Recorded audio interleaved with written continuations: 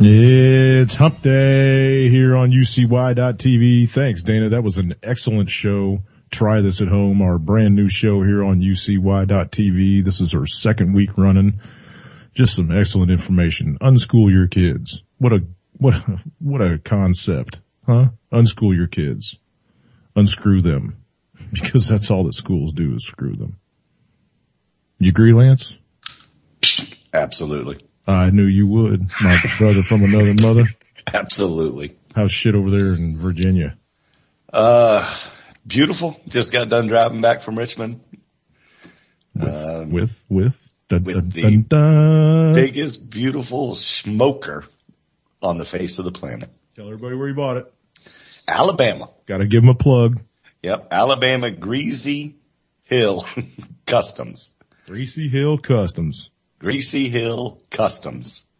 And my dad, on the way back, he drove back today, picked it up this morning, said people were taking pictures driving down the interstate. They pull up next to him. We're taking pictures. Every time he stopped for gas, somebody'd walk up and go, "Where in the hell did you get that smoker?"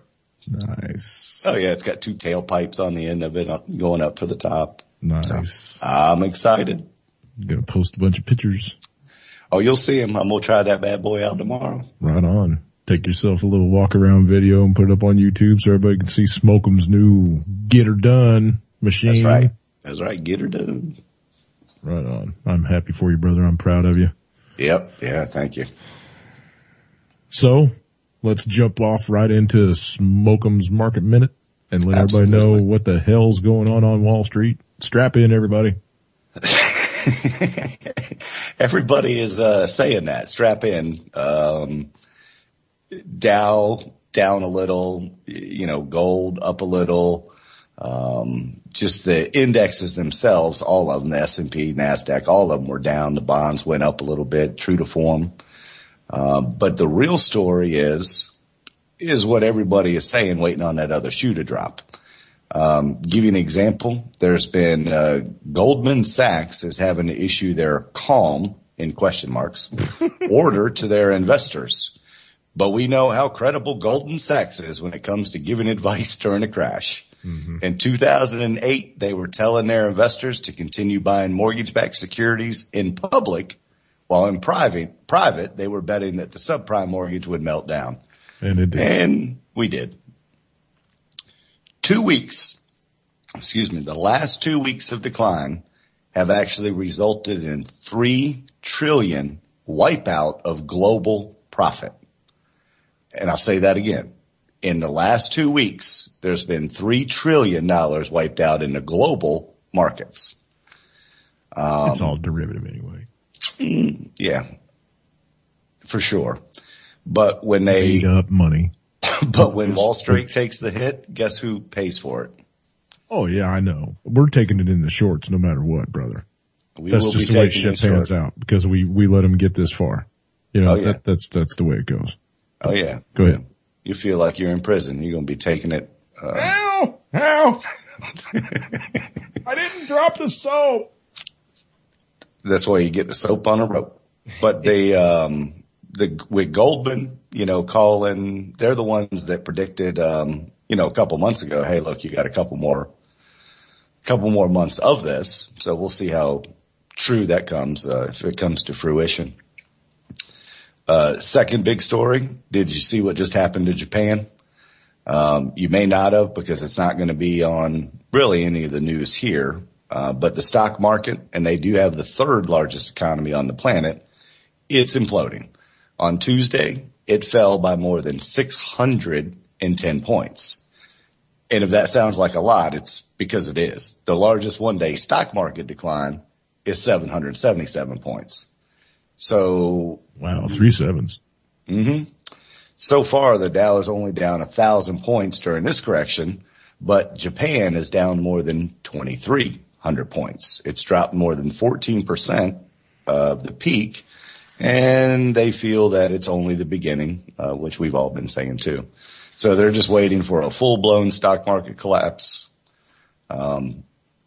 Japan's debt, you think we have debt? They got a lot of debt too, and especially with all their cleanup or lack of cleanup efforts. I don't see how the government can be involved in. Well, I mean, because of the disaster, yeah, but the whole Fukushima thing, I think that ought to come straight out of TEPCO until that company is bankrupt. Go bankrupt, yeah. That's what I was about to say. They'll be like that West Virginia. At least they didn't do it the week after, like that West Virginia company did. They saw it coming. They knew they were getting ready to have their asses handed to them. So, yeah, it's it's been pretty bad.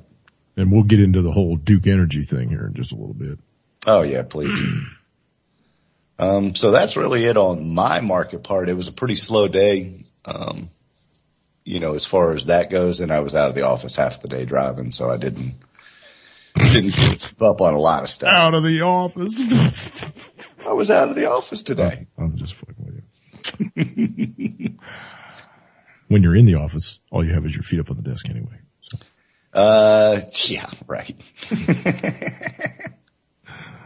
All right. So, what did you listen to the Manarino? Nope, I didn't get a chance. I tried to listen to it on the road, but I couldn't get it to sync with the radio, so I didn't get to hear it. I listened to the Hyper Report, which was awesome. Yeah, we're getting ready to throw him on there. But I'd really like to see what Manarino has to say. And yesterday's was really good too. Yeah, well, yeah. But let's say, yes, today's I think should be better. We covered what happened yesterday. Right. All right, we'll give Scott his 2 minutes and then we'll jump into Greg. All right. No ad. Load. Thank you. Hello, this is Scott, and it's a Hyper Report. Here are the quotes for various items. What the hell is that? First, factory orders. U.S. factory orders dropped 1.5% in December, which was the... Wow, that sounds really crazy. Let me try that again. Sounded okay here. Sounded pretty strange here. Hello, this is Scott, and it's a Hyper Report. Here are the quotes for various items. First, factory orders. U.S. factory orders dropped 1.5% in December, which was the biggest drop since July. In addition, the year-over-year inventory rose the fastest since June and is the fastest month-over-month build in 15 months. The good news is that Greek factories have reported their first growth since 2009. Next, why India imports silver. India consumes more than 20% of the silver produced and more than any other nation. They need it for a large number of Indian weddings by the rural population that accounts for 1/6 of the world's population that cannot afford gold. Next, backstabbed on immigration. Paul Ryan and Chuck Schumer are in talks on immigration, and if Ryan's budget deal is any indication, get ready to pull that knife out of your back thanks to these two bastards. Add to this is the fact that Sonia Sotomayor believes labeling those who illegally enter the country as criminals is insulting. Hey Sonia, would invaders be more appealing? Next, global Ponzi scheme collapse begins. Gerald Celente predicted the Fed taper in December and... I knew something was wrong with that goddamn thing. Did you hear how funny that sounded, dude? I didn't hear how funny it sounded, but I heard it stop. Oh, it sounds all digitized in my ears, man. And it just stopped all by itself. Let me try something here, people. I'm sorry. Try to get this pulled back up here real quick. The Syrian Electronic Army took over Facebook a little bit ago, so really? Yeah, they might have jumped into Yahoo too, or YouTube, I mean. Try to get it up here again. I like listening to Scott, so we can rehear it. There we go. Hello, this is Scott, and it's a Hyper Report. Here are the quotes for various items. Sounds good.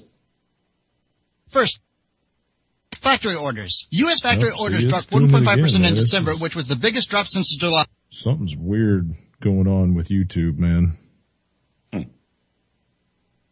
The picture will even go blurry.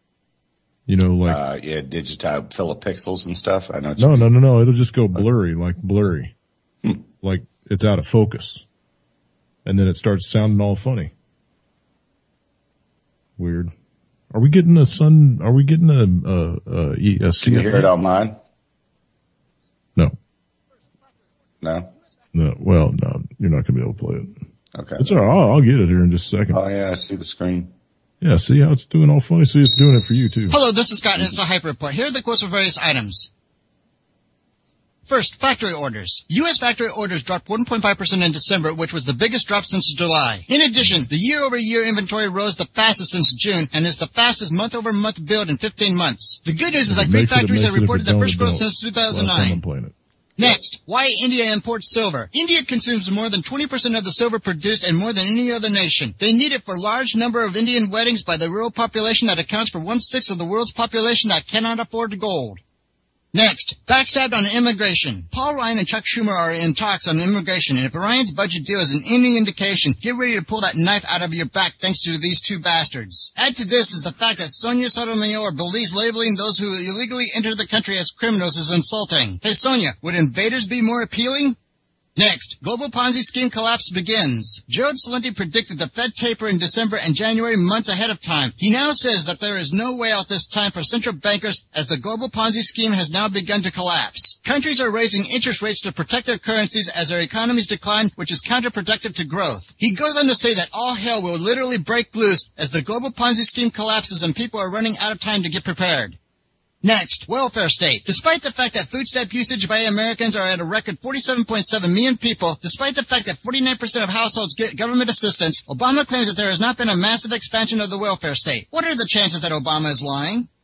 Next, Tea Party acts. Tea Party groups are actively attacking both McConnell and Graham for supporting Obama and his Hate America policy. Hopefully they will show these senior U.S. Senator bastards the door.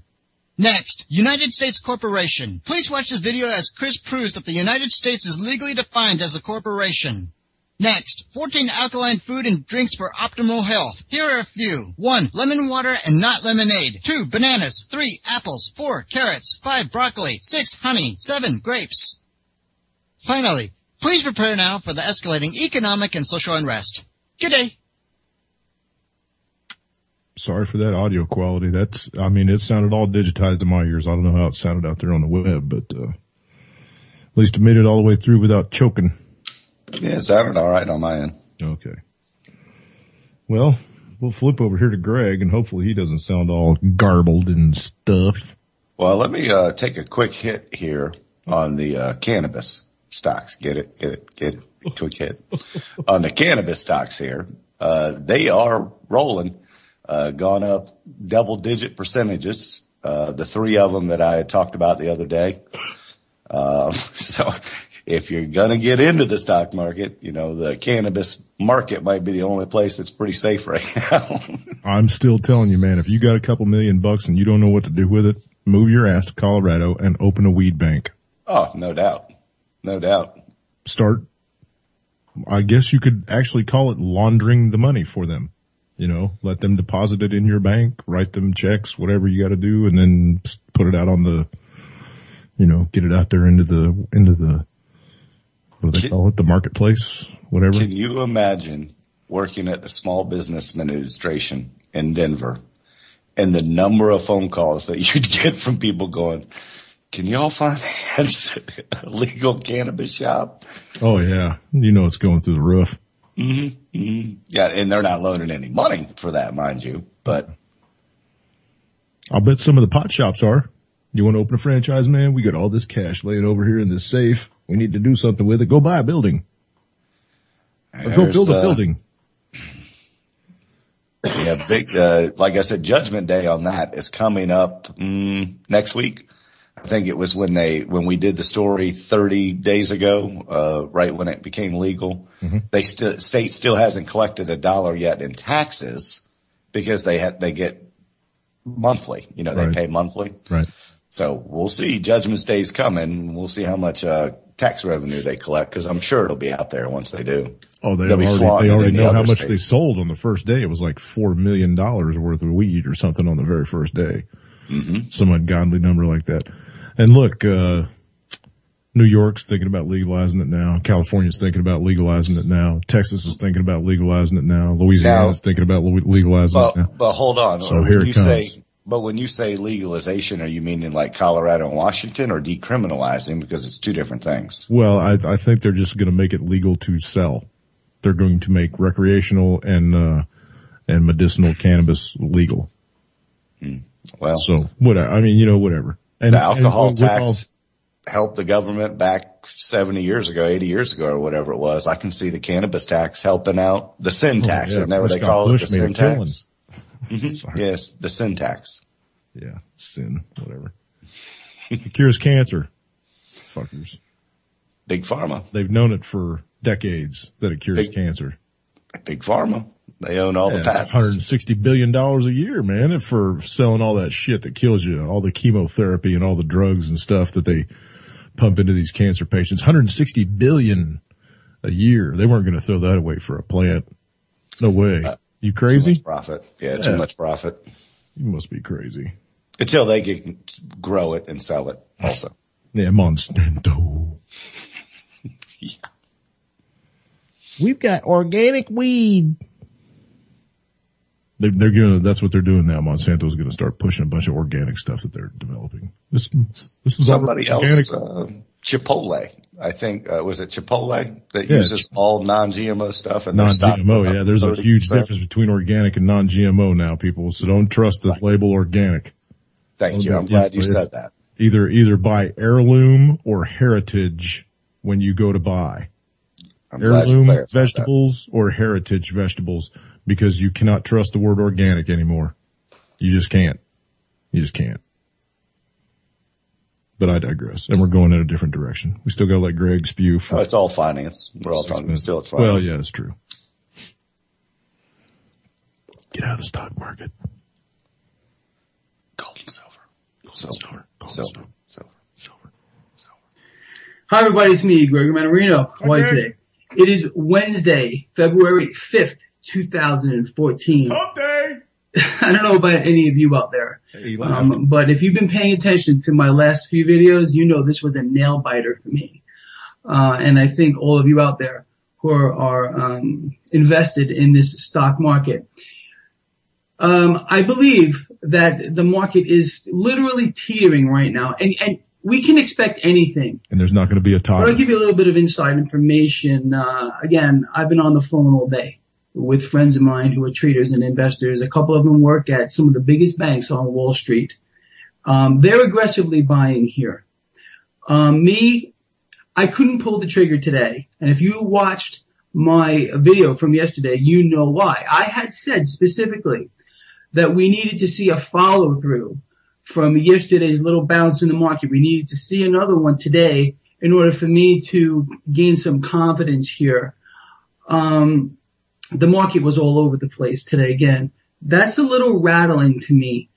Generally, I would be buying here, and I've been buying these dips on the way down. If you follow this blog, you know that's exactly what I have been doing.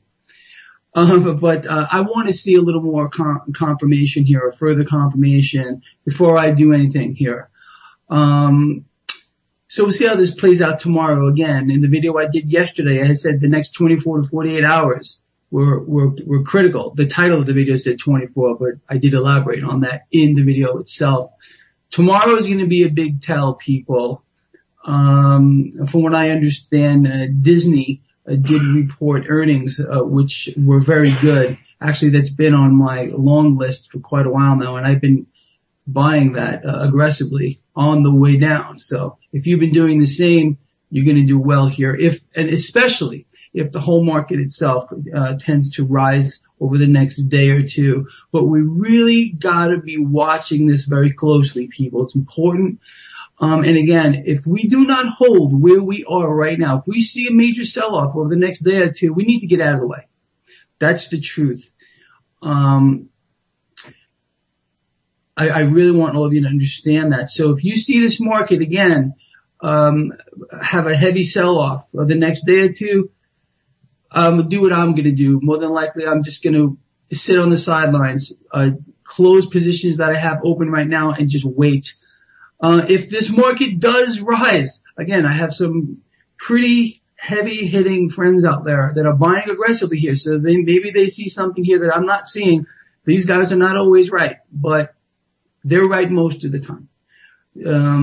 So if you want to take a cue from these guys, be my guest here, but still do your own homework always, people. Pay attention to what's going on here in the markets. A lot of stuff going on here. Again, just look today, market all over the place, finished mostly flat, all the major indices. Did close slightly down. We did see some cash move out of the bond market here. Precious metals did very well today. These are things that we need to watch if you're going to be getting involved in this in any way at all. Again, so let's keep this in mind. If the market does rise tomorrow, if we see this, you can be resting assured that I will be adding to all of my positions that I have on my site, traderschoice.net. Check it out here. I may also add to my short or buy more puts on VXX. I might even add some other longs as well. So if you're paying attention to this, you should be looking over there. All right, people, just a couple other things before I let you go. I'm going to keep this video relatively short because there's two things I want to talk about or refer you to. Number one, I just did a very telling interview with Greg Hunter of USA Watchdog. I'm going to place a link right down here in the description of this video. I'm going to urge all of you to watch that video. We went over some things that are very, very important. If you follow this blog, you probably know most of it already, but still some interesting things. Number two, I'm going to place another link right down here in the description of this video to a webinar invitation by Ernie Veritimus.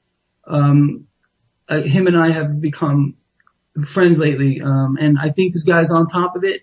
If you guys are looking to expand your knowledge with regard to trading, how to take advantage of this market, he's going to talk about precious metals here.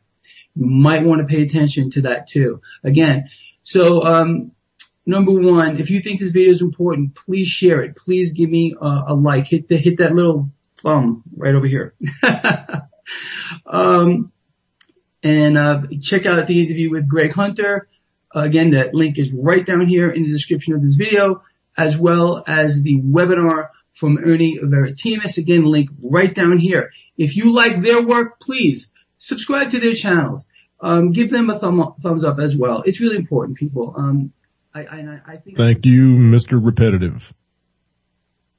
Got a little bit of information out of him in the first 4 minutes or so, and then just yep. Anyway.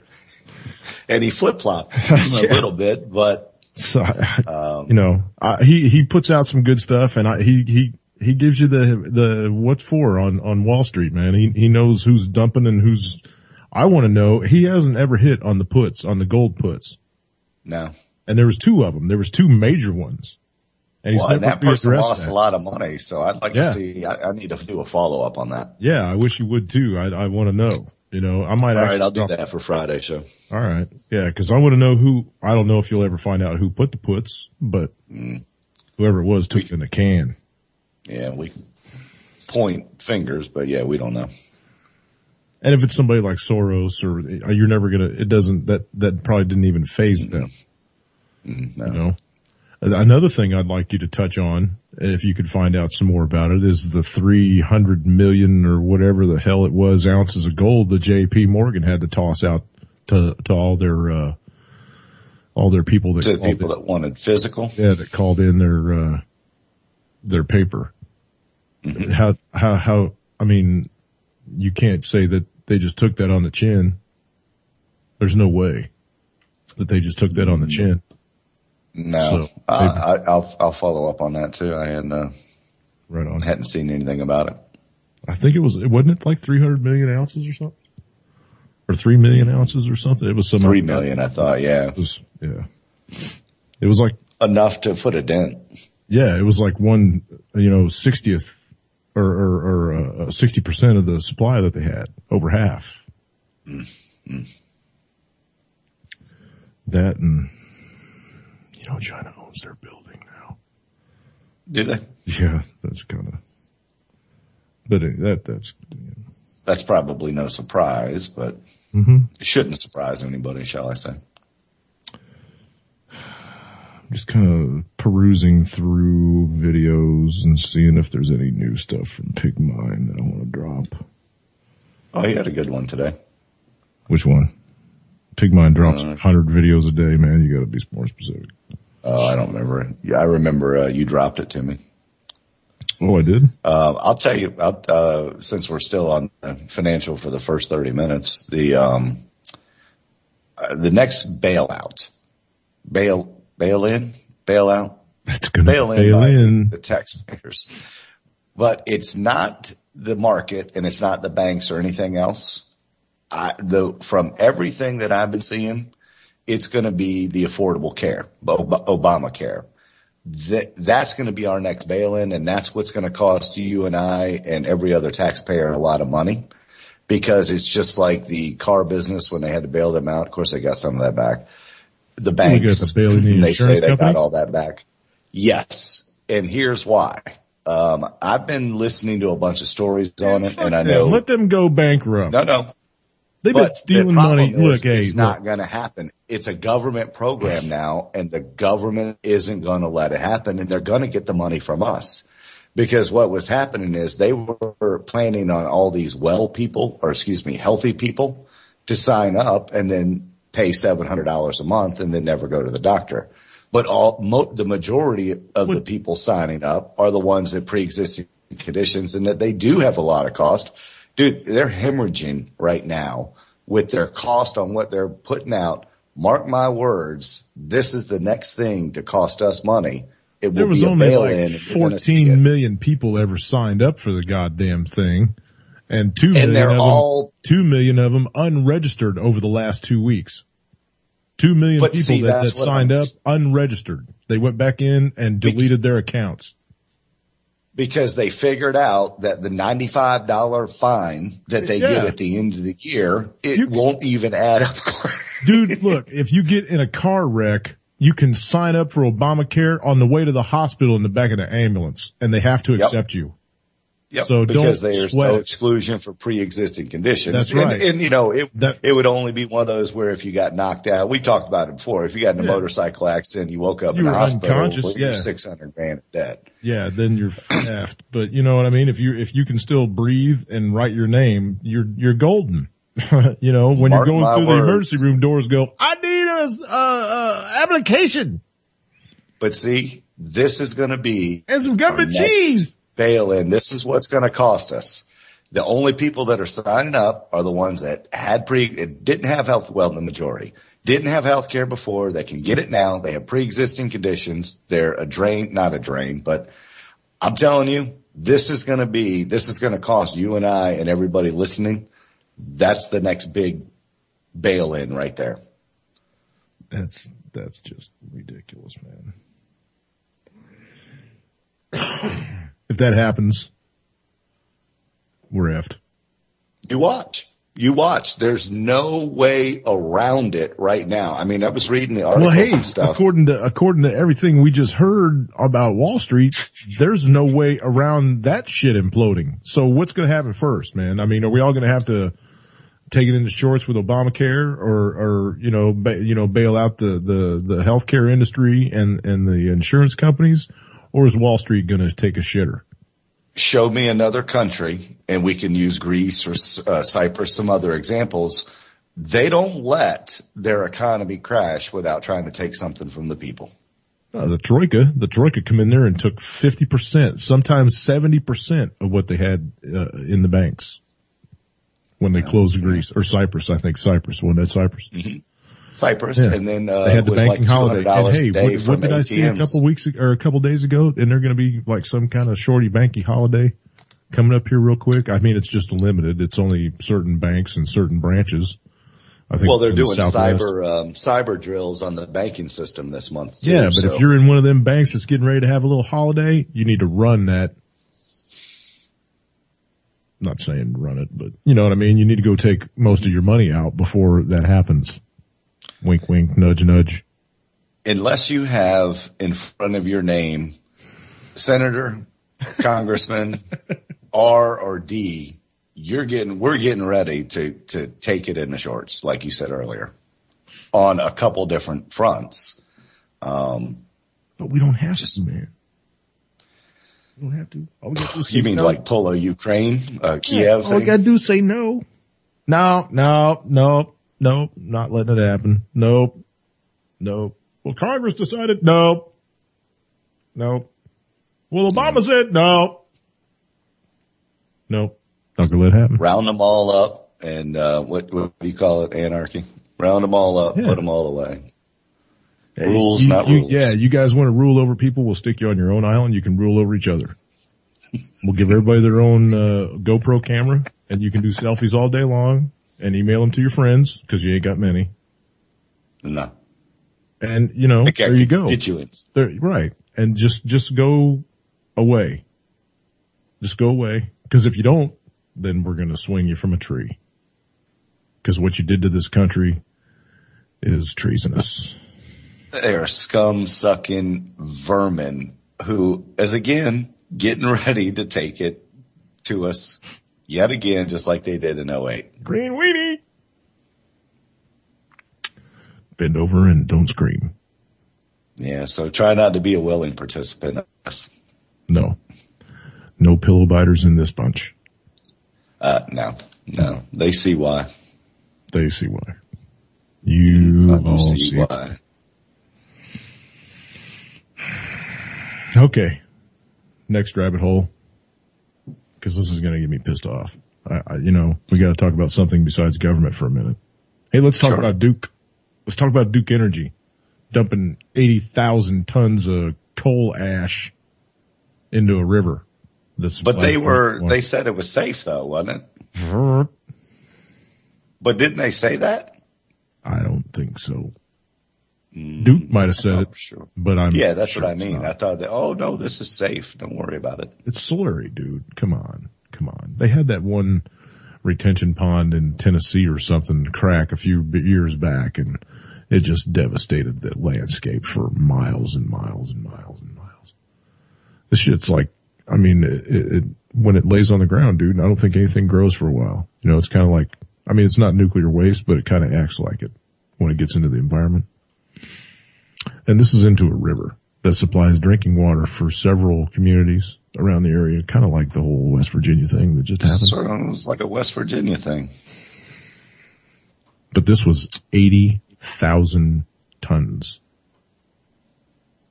And up to 27 million gallons of water were released from that pond with the coal ash in it. Mm-hmm. It's just ridiculous, dude. You got a story there? Yeah, I'm looking at it. Take off reading. Duke Energy said Monday that 50,000 to 82.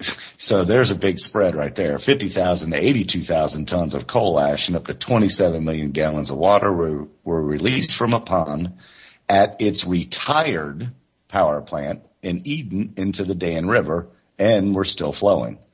Duke said still flowing. Still flowing. Duke said this is yeah, it's still flowing. Duke said a 48-inch stormwater pipe beneath the unlined ash pond broke Sunday afternoon, and water and ash from the 27-acre pond drained into the pipe. This happened Sunday afternoon, people. We are just now hearing about it today. Well, that's because the Super Bowl, nobody covered it because of the Super Bowl. I mean, think about what you were doing Sunday. Epic fail. It is a fail. We've had some temporary solutions that have intermittently worked at times during the day. This was Monday, but we are still working on a short-term solution and a long-term repair. The pond has a capacity of 155 million gallons when full, according to a recent inspection report. But it's flowing out. But it's flowing out, and it's not known how much ash was in the basin. But Colbert says most of it appears to still be in the pond. So they don't know. They don't have any idea. And they're going to be doing, what's that word called? Damage control. They're going to be trying to do damage control. Yeah, crawfishing. The first public notice of the spill came at 4:03 on Monday. If anybody wants to join in on this rabbit hole discussion, because we're going to be taking a bunch of different tracks tonight, I promise you. We're going to hit about, I don't know, I got at least 5 different stories that I want to touch on, and this is one of them, this Duke Energy thing, and all of these energy companies and what they're getting away with like zero liability. 718-717-8296. If you're on UCY.TV's friends list, hit me up with a message and I will add you into the call. Wide open phones tonight for the rest of the show. 718-717-8296. UCY.TV Boiler Room. Join us.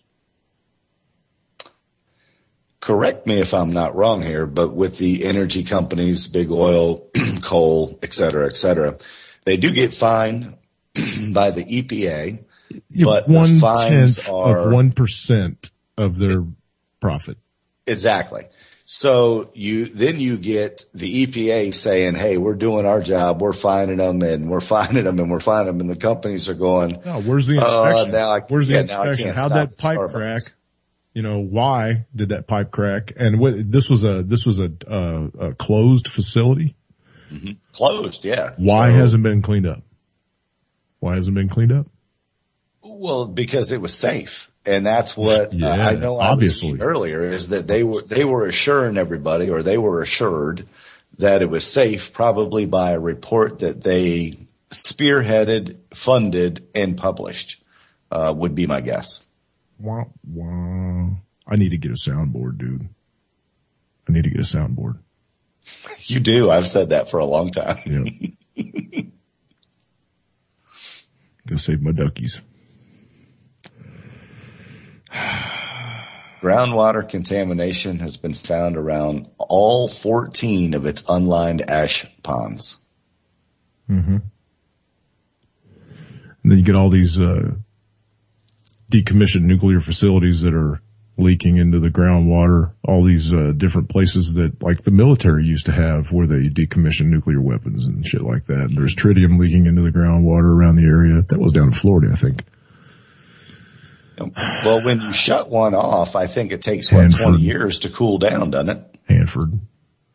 Yeah, because, I mean, you can't just turn the switch off and shut them down. I mean, yeah, Hanford's that other one right now. Yeah, that's or big. Not right now, that's but yeah. big. That's big. All those there's 28 tanks, dude. There's 28 tanks up there and every one of them's leaking. Mm. And that was the one that built all the bombs for, back in World War II, those big mothers. The plutonium. That's where they did all the plutonium. Hanford. And then you got the other one out there on the West Coast, somewhere, San Onofre, California. That thing's like, they got broken rods and all kinds of shit going on there. And they wanted to restart that thing actually a couple of months ago, and everybody was like, are you crazy? And they finally got them to admit that it's beyond repair. So they're going to go ahead and close it. But yeah, 20 years it takes to cool the cores before you can start screwing with them. You know, got to keep those ponds flowing, keep that water flowing into the Pacific if you're Fukushima, you asshats. We have Surrey Nuclear Power Plant here. That's our nuclear power plant. Yeah, it's not far. It's as the crow flies, from here it's probably 30 miles as the crow flies, across the James River through another town. But to get there, it would take an hour because you got to drive over the water. You're in the dead But zone. last summer, there was a coal plant for Dominion, Virginia, North Carolina Power that wanted to build a coal plant here, right down, not far from it, because it was great water. It was near the James River, and the community pulled together and ran those people out of town. Nice. They had the most one-sided. You remember this company, like I just said, they spearheaded a project, a report. They funded it. Their people, they did the same thing. They had all these reports saying it was going to be safe. And then you had people coming around the world, Greenpeace people, nuclear, anti-coal people and stuff that had their facts straight. And the county got together and the city council behind closed doors authorized the permit for this place. And I swear I thought they were going to burn that city hall down over in Suffolk. Did everybody get unelected? The elections, that was just last year, so I don't know that we've had new elections, but they won't be voted in again, city council members. But it was encouraging. The town got together and did town hall meetings. They have been put on notice. And right there in every city council meeting, and they ran that coal company right out of town. That's nice. That's nice. Kudos to them. Mm-hmm. You should maybe dig that story up and we'll give them their just dues on Friday's show. Read some names. Oh, yeah. Oh, shoot. I could bring some experts on that were involved in the protesting on the air and talk about that. I mean, there are a lot of friends of mine. I mean, it's only 25 miles from here. Yeah, I can do that. All right. Set that up. We'll do that on Friday. Okay. Be a good setup show. 1 hour, nice and quick, and get to the point, and yeah. Yeah, because one of my best friends went to every single town hall meeting and was standing up there, pointing out facts. So it was great to see what all the people can do as a collective. But it takes something like that to pull them all together. Yeah. And we're going to take this, just a little step farther, because this kind of goes along with it. These companies, these huge, I guess you want to call them energy companies, these oil companies, coal companies, fracking industry, the gas companies, these people, look, if they're not ruining our water supplies, they're stealing our water supplies. And this goes along with the water companies, like the jackass from Sweden, thinking that it should be privatized. Excuse me for the coughing. This is a brand new report out that I just read from RT not too long ago. And it's talking about the huge droughts that are going on all over the world, actually, but really here in the United States, you hear it everywhere. They're talking seriously about California and how the drought's going on in California right now. Yeah. Mm-hmm. And here's the story from RT. It's titled, "Fracking is Draining Water from U.S. Areas Suffering Major Shortages." Some of the most drought-ravaged areas in the U.S. are also heavily targeted for oil and gas development using hydraulic fracturing, a practice that exacerbates water shortages, according to a new report. 3/4 of the nearly 40,000 oil and gas wells drilled in the U.S. since 2011. Holy crap. 40,000 new wells in this country since 2011.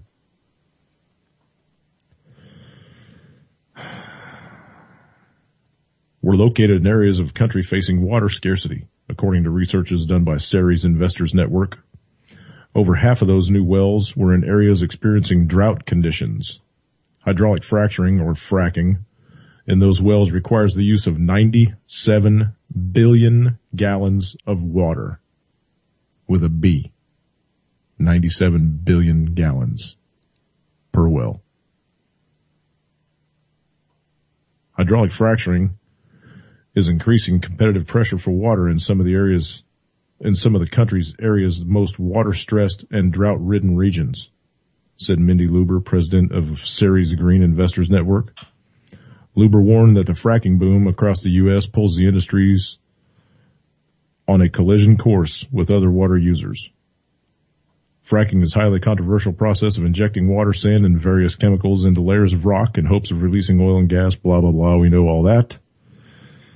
Much of the drilling occurs in areas mired in multi-year droughts. Half of the 97 billion gallons of water used since 2011 for fracturing. Oh, I guess that's all the wells totaled. Sorry. Have gone into wells in Texas, a state in the midst of a severe years-long drought. I think they're in their 5th right now in severe drought. 5th year, I think. Meanwhile, oil and gas production through the fracking is on track to double in the state over the next 5 years. The report also found that rural communities in the Lone Star State are being hard hit by the fracking bonanza occurring, especially in the Eagle Ford Shale in South Texas. Levels of vital aquifers that serve local communities in Ford have dropped by up to 300 feet in the last few years. The lakes that I live by are only 300 feet deep that would drain them dry. Many small communities in the areas heavily fracked in Texas are in dire need of water, as supplies have run out in some places or will dry up soon in others. The Texas Commission on Environmental Quality says 29 communities across the state could run out of water in 90 days. That many reservoirs in West Texas are around 25% of their capacity. I'm not going to keep going because this story goes on and on and on. But anyway, you get the gist. These people are, and I think this has to do with the Agenda 21 thing, bro. I think it ties into it. Mm-hmm. I think that's the reason that they want to take over all of our waterways. They want to take over all of our private lands. They want to run us off and herd us up into these cities and take control of everything in this country so that they can just use it at their will and not have to answer to anybody for anything.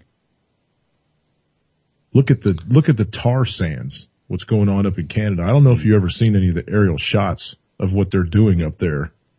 Mm-mm. But it's disgusting, dude. It looks worse than the surface of Mars. Raw oil laying on the surface. Just nothing all but protected huge. too. Yeah. No media, no media coverage, lockout protesters. If you start protesting now, dude, they're taking you to jail and they're prosecuting you. They're calling you a ecological terrorist for protesting now. That's the new thing in the U.S. too.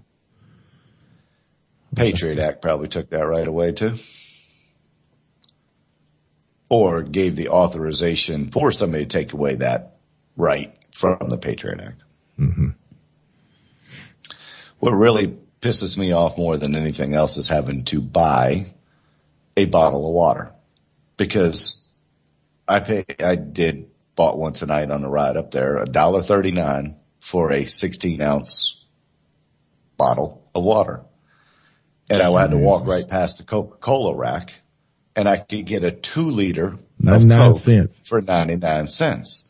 Now, explain to me how they're both the same amount of water.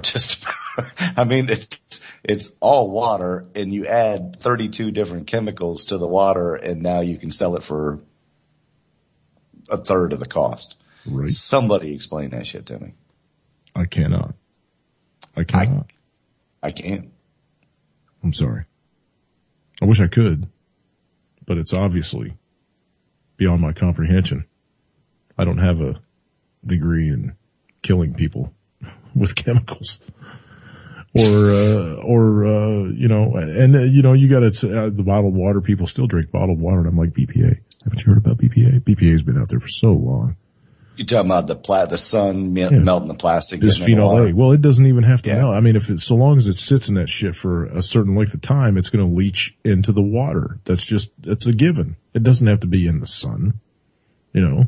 Just sitting in that bottle, sitting on the shelf or riding around the truck or wherever it is, it's leaching into that water, And why in the hell are you going to pay somewhere upwards of $7 a gallon for your water? Oh, well, let me give, I don't know how true this is, but I know Evian was one of the first water companies to actually market water. Yeah, that's the screw. Yeah, that's the screw from Sweden that says that water should be privatized. And they're stealing water all over Michigan and all these nice, beautiful, clean aquifers and shit. And now, President, Satoru said that China can come over here and just take water out of the Great Lakes. Yes. And no. We reported that they've been doing that for years. If you remember that correctly on your story that you read, they've been doing it for years, and we just found out about it. If you remember reading that story on the air. But going back to Evian, I think they got together and said, I wonder if we can put water in a bottle and sell it to somebody. Now, spell Evian. What is that backwards? If you turn that around, naive. I think it sure sounds legit. Yeah, it's legit. I mean, it sure sounds legit. Yeah, it is. It's naive. You look at the bottle, hold it up in a mirror. Yeah, it says naive. So these people are so naive that they would buy a bottle of water, let's call it Evian, and throw it right in their face that they're so naive that they're going to pay $1.89 for a bottle of water. And it still is kind of, but it used to be all the rage a couple of years ago. You couldn't see, you walk past anybody on the street. They were all carrying around this little pint bottle. Everybody had their own little personal supply of water. And the nice thing is now is people are using the refillable ones. You have water bottles that have filters in them. So you just pour tap water in it and it filters it. So it's encouraging to see, because those plastic bottles will end up in the Pacific Ocean in that trash ring that they have out there. Yeah, they'll be here forever. And if you melt them, then it just releases toxins. Mm-hmm.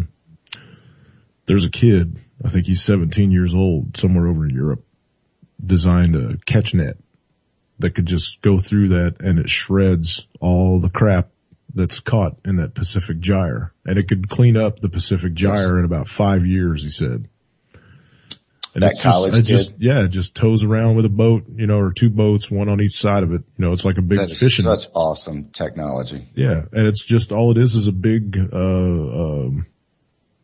impeller. Well, yeah, it's like an impeller, but it's run off the waves. The waves make it run. So it's completely self-sustaining and it just shreds the shit up. Right. They back this barge up to the back of it and it shreds all the plastic and ropes and all that other bullshit that's out there.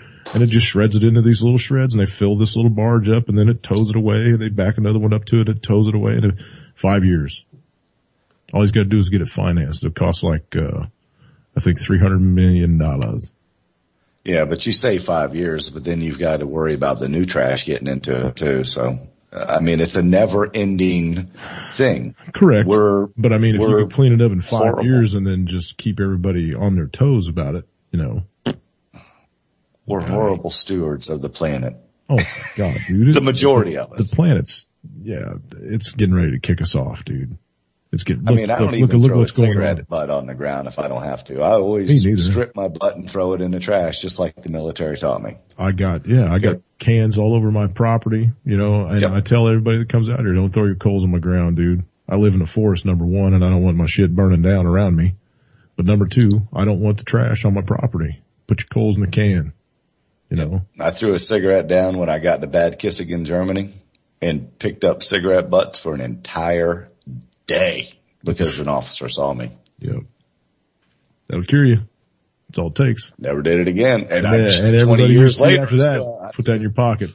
Put that in your pocket. I do. I do. I don't do it again. Trying to be a better steward of the planet than I used to be. Yep. That's one of the Boy Scout mottos, isn't it? Leave it better than when you found it. You get camping somewhere, you're supposed to leave it nicer than when you found it. We're the first generation that is not going to be able to say that to the next generation. No. Or maybe the generation before us. Yeah, because we didn't, everything was all hush hush. We didn't figure out about it until now. Correct. They've been doing it for decades, but.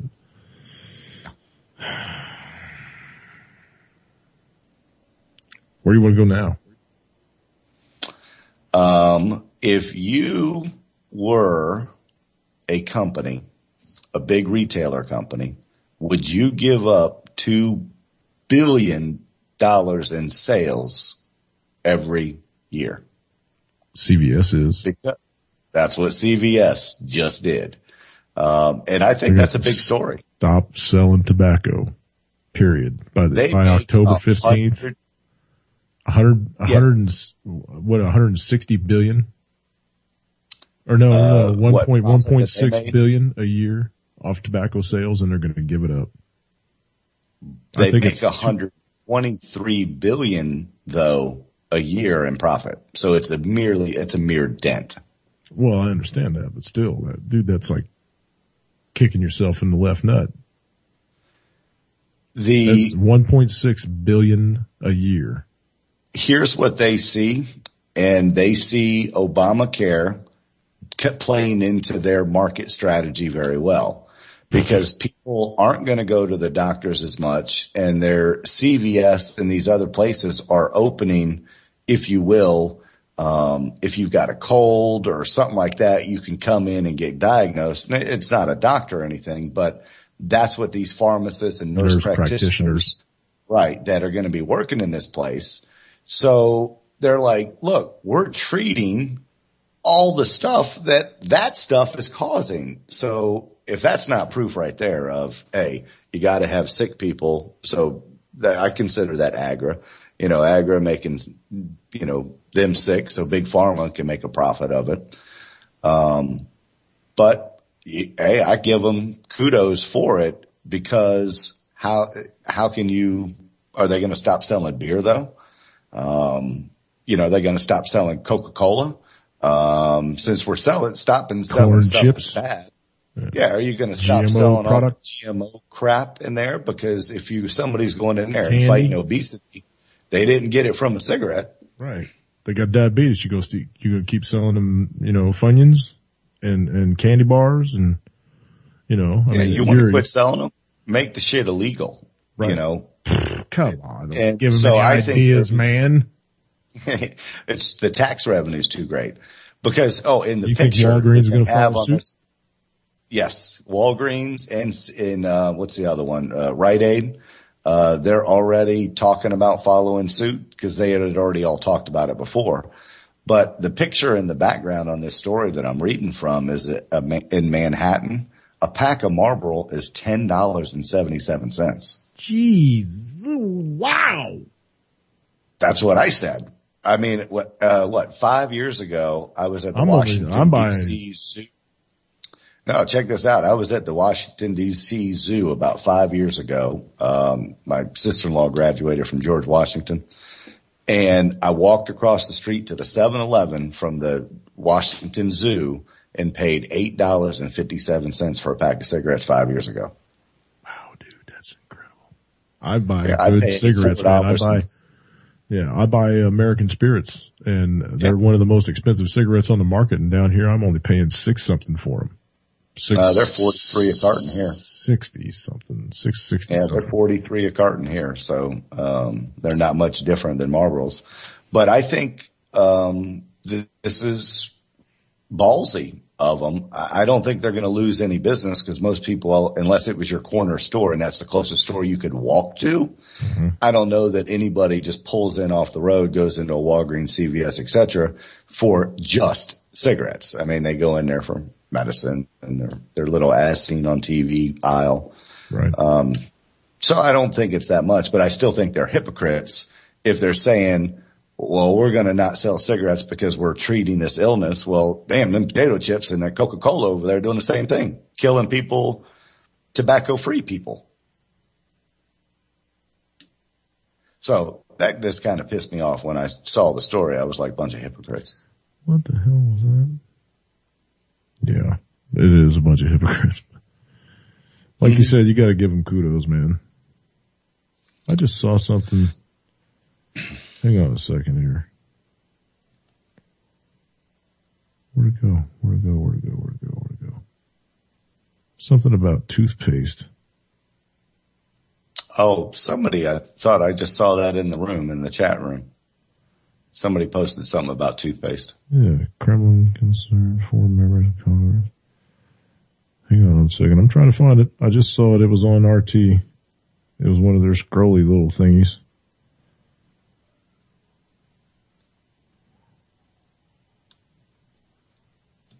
Something about, well, shit, it's not on this. All right, let me go back. Something about the U.S. government warning about toothpaste bombs. Here it is. Boom. U.S. warns of explosives in toothpaste tubes on Russia flights ahead of Olympics. Days ahead of the Winter Olympic Games in Sochi, the U.S. Department of Homeland Security has warned airlines with direct flights to Russia that explosives hidden in toothpaste tubes could be smuggled on board. Dun, dun, dun. An anonymous law enforcement official told AP the explosives could be assembled in flight or upon arrival in Russia. The department said in a statement that it isn't aware of any specific threat to the homeland at this time, and that the department regularly shares information with domestic and international partners associated with international events such as Sochi. Delta Airlines is the only U.S. carrier with direct flights to Moscow from the U.S. Russia Airlines, Aeroflot, and Transaerno have nonstop flights from the U.S. Non-specific, but let's make sure it hits the media. Scare the sheeple. Oh yeah, they're definitely conditioning them for a bombing. In Sochi. Yeah, man. You see it every minute of every day now, and you will up until Friday. There will be somebody doing something somewhere.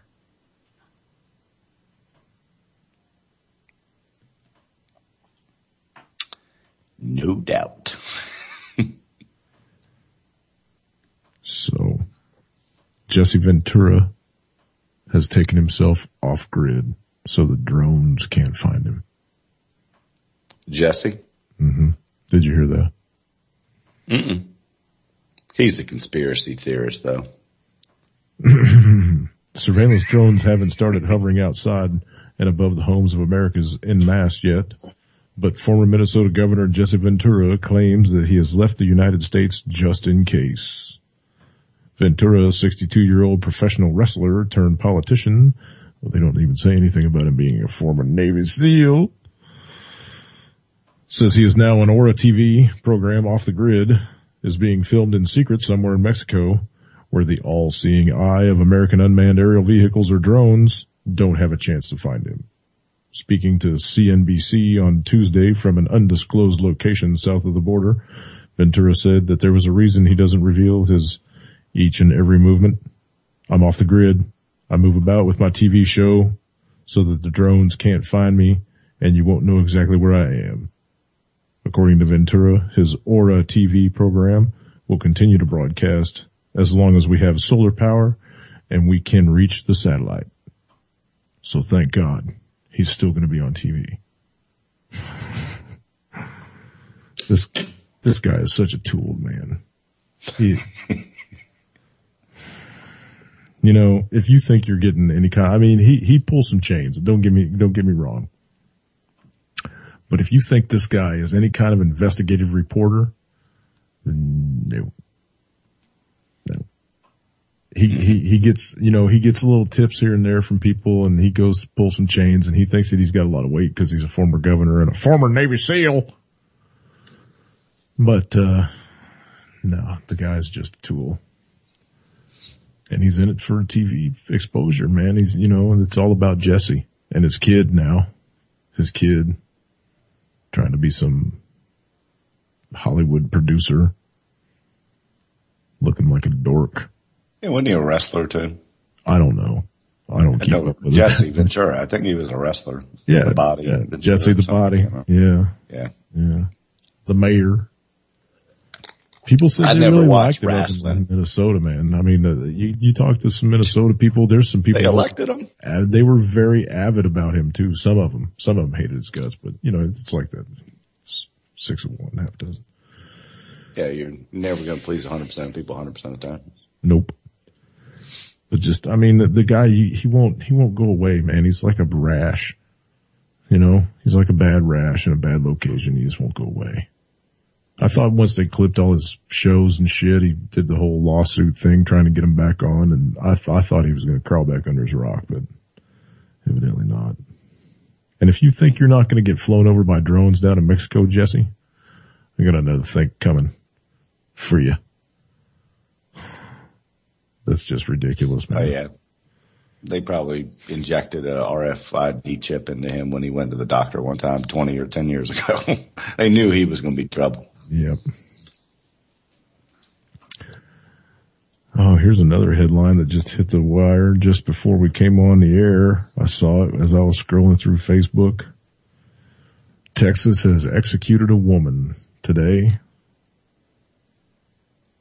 She appealed, lost her appeal, and now she's dead. A Texas woman was executed Wednesday evening after a last-minute appeal to the U.S. Supreme Court failed to halt the procedure. Suzanne Basso, 59, became the 14th woman executed in the United States since 1976, when the Supreme Court restored capital punishment. Basso was originally convicted of torturing and killing a mentally disabled man named Louis Musso after promising to marry him in New Jersey and leading him to Texas in 1998. Musso was reportedly beaten by Basso and a group of 5 others using baseball bats, steel-toed boots, fists, and feet. According to Reuters, court documents allege Basso killed Musso in order to claim the money paid out by his life insurance policy, of which she was a beneficiary.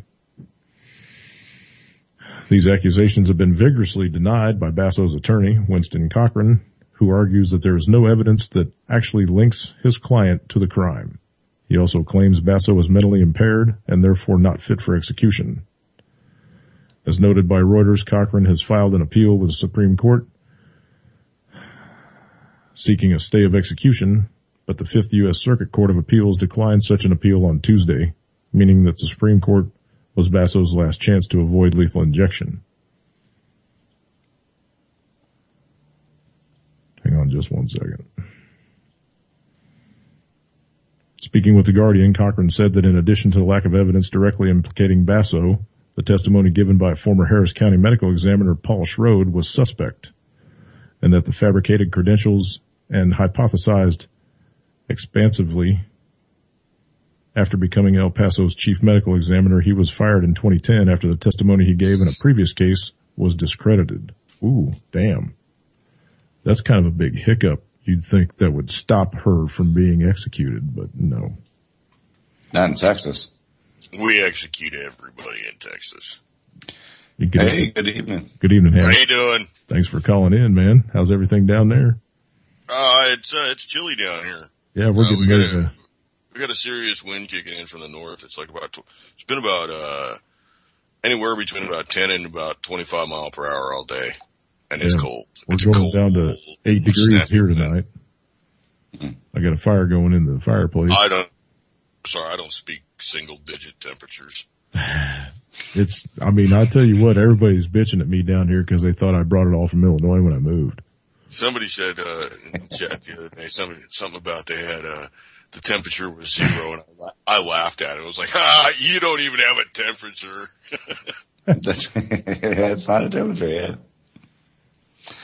I'll never forget, Ron White, the comedian, he was on the Blue Collar Ron thing. White, man, that guy's... He's hilarious, and I listened, the best joke he had was he talks about the death penalty in Texas. He said other states are trying to abolish the death penalty. We're putting in an express lane. So... Yeah, we kill everybody here. You know anything about this case, Ham? No. If it has something to do with something corrupt about this state's leadership, it's probably right. Well, that sounds pretty corrupt. I mean, this judge or this. Welcome to Texas. Everything's corrupt here. Oh, okay. I mean, hell, the governor's mansion burnt down just because he didn't want to live in it anymore. Oh, yeah, that's right. They built him a brand new one too, huh? Oh yeah, they built a really nice one. Isn't somebody famous talking about moving there? Who? We were just talking about that because they're trying to secede from the nation. So if somebody was moving. No, we're not trying. There's no secession movement in Texas. There's no secession. You know where that's at? That's on YouTube.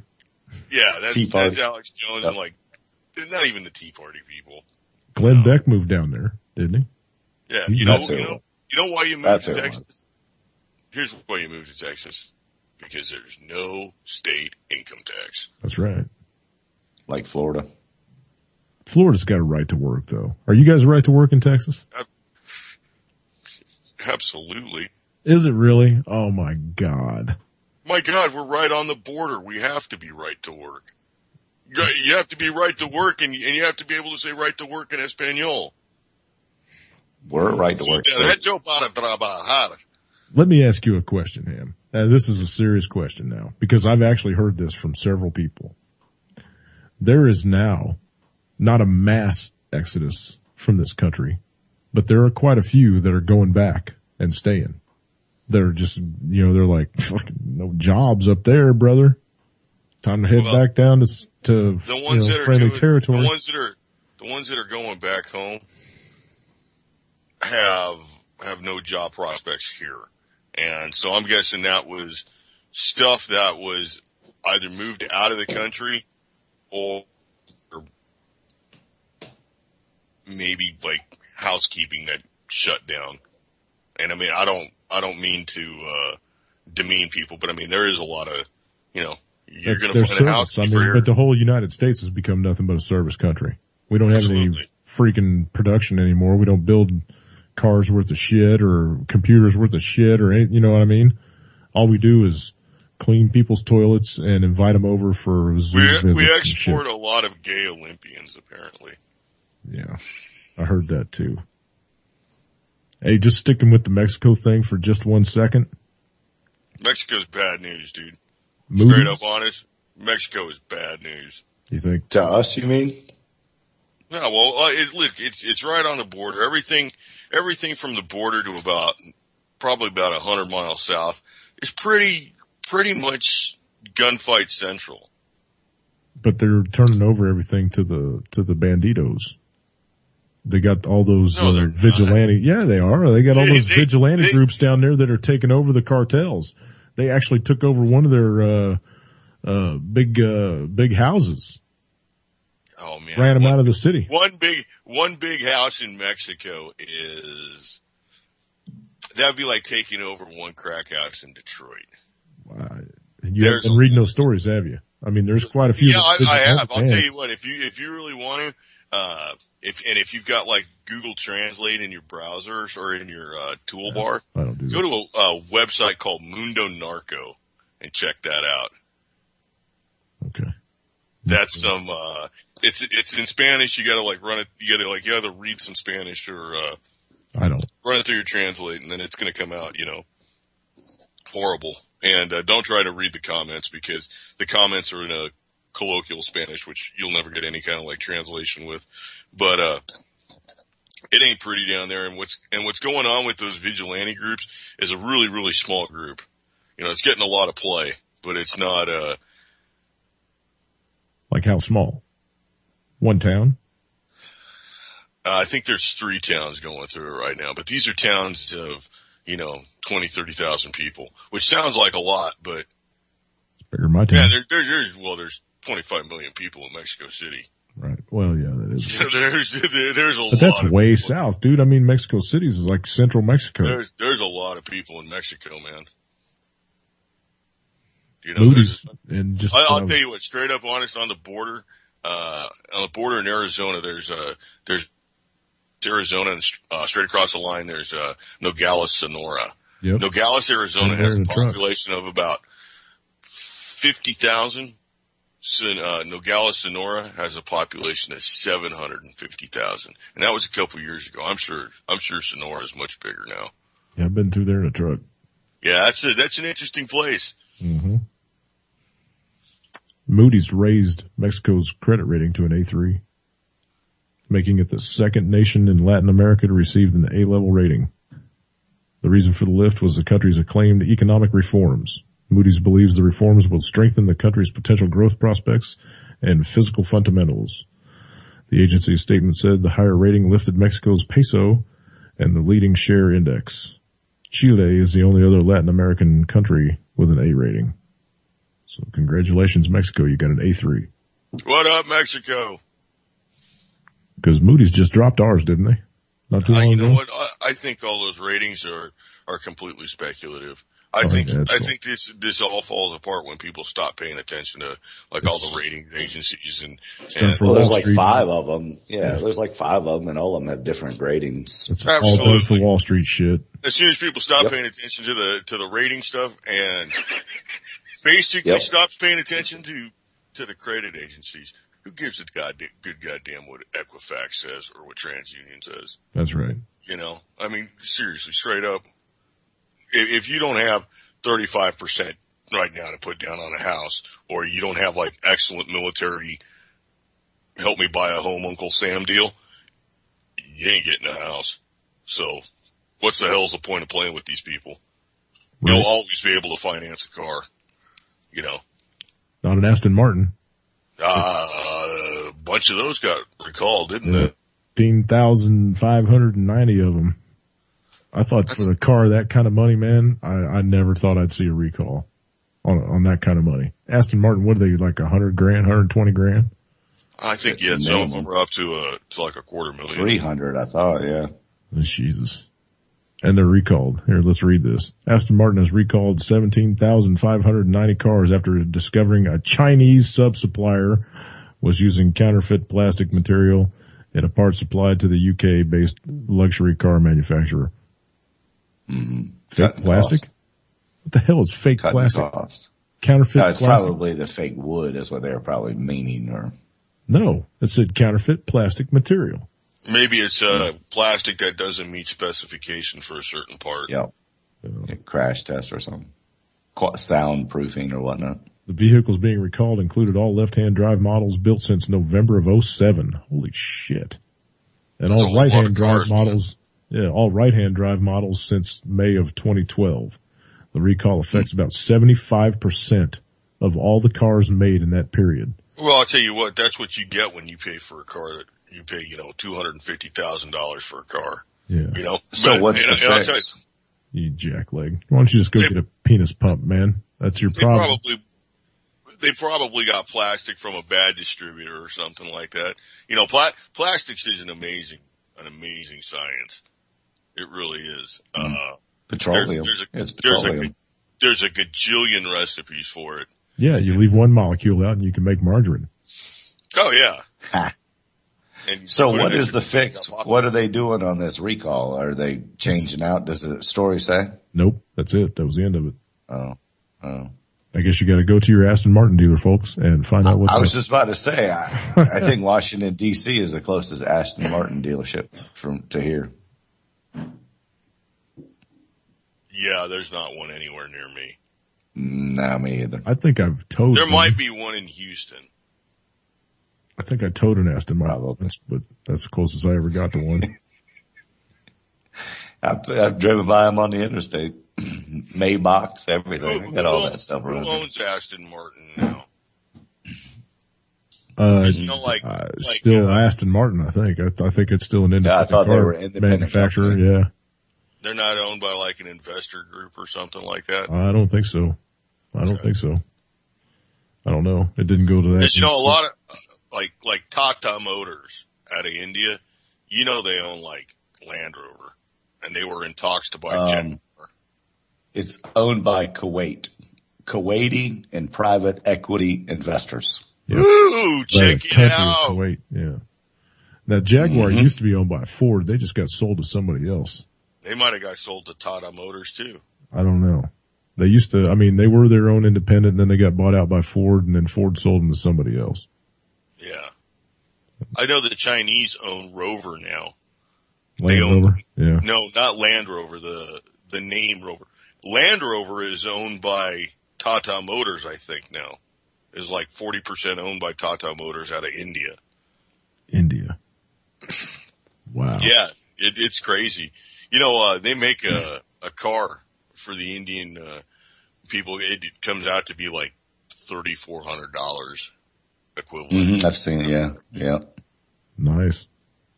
Oh, it's fabulous. 12 cup holders and everything. This story does delve a little bit more.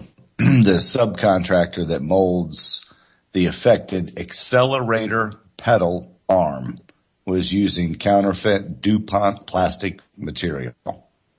Fake plastic. Fake DuPont. Mm-hmm. Why would you have a plastic arm on your accelerator? The engine would return. One?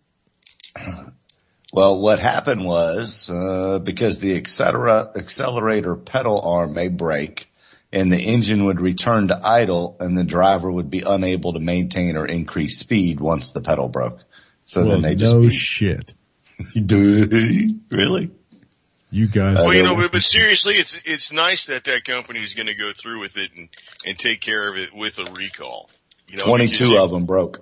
Because if it was a Ford and they'd sold the equivalent amount of cars and 22 of them were broken. Hey, don't be cracking on Ford now. I'll crack on all American cars. The only American vehicle I would buy is a large truck. I would not buy any American cars, and I'm sorry, that's a personal prejudice makes me un-American and blah, blah, blah. But I grew up in the era of seeing nothing but American cars broken down on the side of the highway. I like my F-150, man. It's been a good ride. Yeah, an American truck is different, but there's no way I'd buy a Taurus or a Chevy Lumina or something like that. No, those are garbage. If I got to buy a small car, I'm buying a Toyota. Right. So we still got about 40 minutes, man. If anybody else wants to call in and chew the bone with Hammy and Lance and myself, 718-717-8296. Or like I said before, if you're on UCY.TV's friends list, hit me up with a message and I will add you to the call. Next. Did anybody see this fire in Argentina? The one that burned up the bank. Yeah. And, isn't that interesting? No. They're about ready to have a big old money crash again. Mm-hmm. 7 first responders were killed on Wednesday battling a fire that destroyed an archive of the bank documents. AP quoted Argentina's Security Secretary Sergio Bernini as saying the dead included 5 firefighters, 2 civil defense workers. They were killed when a wall of the building collapsed on top of them. The fire at the Iron Mountain warehouse took hours to bring under control, and the sprawling building is reported to be ruined. Buenos Aires Civil Defense Director Guillermo Montegro said the archives contained banking documents. Banking documents. Large fire. Warehouse fire. Killed 7. Right prior to peso crash. Yeah. Nothing to see here. Move along. Sheeple. Israel has just approved 550 new homes in East Jerusalem. Well, that means they're probably going to need another 100 bulldozers to run people over with. Mm-hmm. 6 children injured in explosion at school in Libya's Benghazi. I didn't hear that. This is first I've heard of this one. A blast rocked a primary school in Libya's second city of Benghazi during playtime on Wednesday, wounding 6 children. AFP reported it was caused by an explosive device thrown over the exterior wall of the school as the children were playing. The injuries of the children ranged between light to moderate, she said. A security official described the force of the explosion as weak. Witnesses saw an individual throw an explosive device over the school wall during recess. Did they beat his ass and maybe take him into custody? Or did they just let him run away? 22 more killed in Baghdad. That place is going up in flames, people. I guarantee you, before the end of this year, somebody somewhere in our Congress is going to say, we need to go back in. Somebody should strive to get on an American service member who was involved in Iraq. And expose at the time. Fraud. Well, not necessarily expose the fraud, because, I mean, to really expose the fraud, all you got to do is look at just simple numbers, right? Yep. But, and all the missing gold. Well, missing gold, missing lives, man. You know, I mean, straight up honest, if you want to expose the fraud, the numbers just on the money are easy enough to see. All right. You're familiar with what a javelin missile is? Oh, yeah. All right. Tell the people what a javelin missile is, Jimmy. They go through schools. Yeah, they go through schools, they go through tanks, they go through all kinds of stuff, right? Yep. They're pretty heavy duty, man. One of those costs $85,000. Mm-hmm. Tomahawks are $2 million. Yeah, Raytheon makes a big old chunk of money on that. Mm-hmm. The JP-8, the fuel that the military uses, that all-purpose fuel. Yeah. For the turbines and the tanks and the aircraft for vehicles, for generators, for heaters, for whatever you use it for. Yep. The military buys that for Afghanistan at $450 a gallon. And it's coming from Saudi Arabia. Well, please don't look at Saudi Arabia. Because if we looked at Saudi Arabia, we would have never bombed Afghanistan. We would have never bombed Iraq. We would have bombed Saudi Arabia because, 15 of the 19 hijackers were Saudi Arabian. Saudi passports. Saudi Arabia was still selling their oil through OPEC, and Saddam was trying to sell it in gold. That's the only reason they were there. They knew all the terrorists were from Saudi anyway. Well, actually, that was a caveat. The reason that we went into Iraq was because one time, a long time ago, Saddam actually slipped and said, I'd like to see George Bush dead. Now, I don't know if he actually ever put a hit out on him, Daddy Bush, but the word on the street was that he did. That was the killing. And that's why W two went birds with one stone. Yeah. But that was the whole, as soon as they got their feet in Afghanistan, he was like, hey, look, man, it's right over there. Come on. Well, in 2003, Saddam did stop selling oil for dollars for about like a week and a half. and then we were in there. Yep. Yeah. Look what happened to Libya. Gaddafi tried to do the same thing. Well, he wanted to do something far more radical than that because Gaddafi didn't make that much oil. But it was bypassing the petrodollar, which is what he wanted to do. What he wanted to do was create a gold African dinar. Yep. And that would have shaken everything up because that would have been real money. Wait till China releases their yuan. Yeah, we only go into some place if they're threatening our petrodollar. If it's not threatening the petrodollar, we don't go in there. If they're messing with the money and we can wall. Why do you think this big buildup's coming over in the east, man? Why do you think we're doing all the war games and shit with China, with Japan right now off the coast of China? We're not in any place to fight China yet, but it's all muscle flexing though. They're getting ready to release this gold-backed yuan onto the world currency, dude, and that's going to shake the whole freaking planet. Absolutely, and you know what that leads to? That leads to war in Africa. It's already started. Oh, absolutely, it has. Absolutely, it has. To the trained eye, look at any of the videos of what's going on in South Sudan. And look at all the African soldiers and the freedom fighters and all that. Look at the French troops that are over there walking around in different cities and towns and just willy-nilly shooting people. We have 4,000 Marines over there. I know. We're scheduled to have like 20,000 Marines over there. By the end of what the it all season. comes down to? It all comes down to one word, gentlemen, and that word is usury. Oh yeah, and that's the exploitation of another person and resources. Man, I'll tell you what, we got people in charge that are not making decisions for us. They're making decisions based on another country's needs. I mean, they're not looking out for us. The rich can't get richer without war. It's not necessarily a rich versus poor. We got people making decisions for us that are dual citizens. They have primary loyalties to another country. I mean, all right, Jack, guys, let's just be straight up honest. The mayor of Chicago is a Mossad agent. Duh. You know, you guys got a passport? Hell no. I do. Take a look at your passport. Read what it says about being an American citizen and fighting for, or joining a foreign army. Look at how many people in Congress are dual citizens. Absolutely, guys. That's a great big problem right there. That's a huge problem. That's treasonous. That's, far beyond treasonous. That's what's killing us right there. It's the Constitution. Because I tell you what, everybody wants to say that we have to back up Israel and blah, blah, blah. I mean, hell, the mayor of New York. Not our friend. Absolutely. Yeah. Did you hear him? He got caught on tape saying that shit. That was disgusting. He should be I'm gone. Going to go, there should be outrage. I'm going to go find outrage over that. I'm going to go find I mean, we have people that are working for a different nation. Their needs are not necessarily in line with ours. Their desires are not in line with ours. And their actions cause us many, many problems. So I don't know if you agree. Oh yeah. Yeah. I mean, totally agree with you. History. Go ahead. Have you ever just challenged somebody to Google search the term dancing Israelis? You mean after the bombing? Yeah.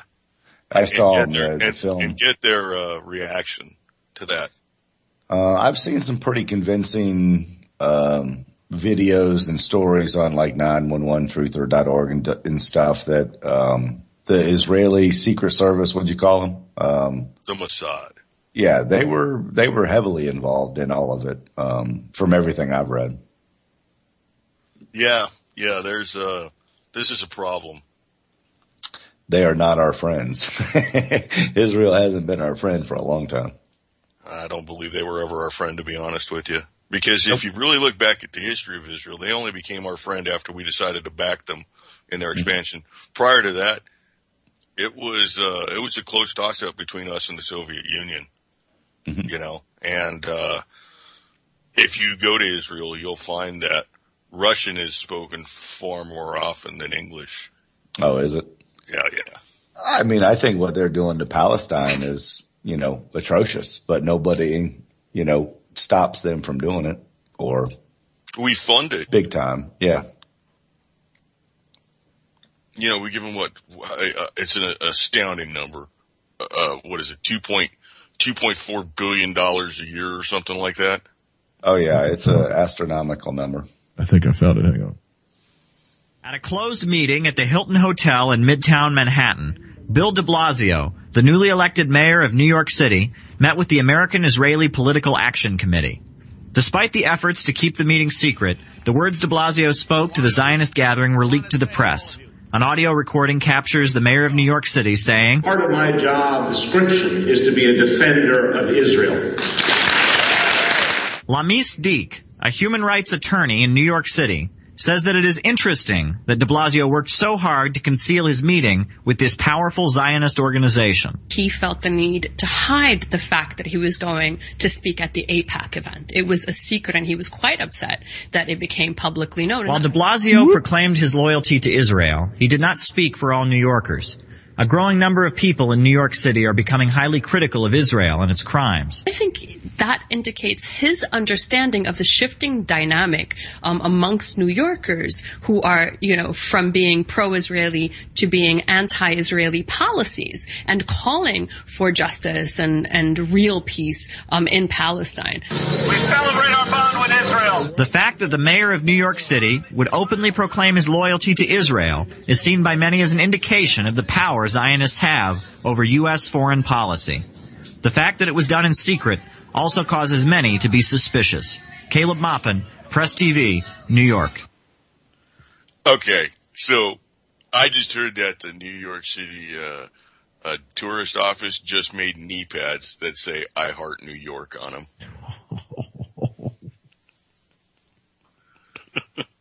Damn. So what do you got to say about that? What do you got to say about that clip? Lance, you got anything to say about that clip? It's nothing that we didn't know, but,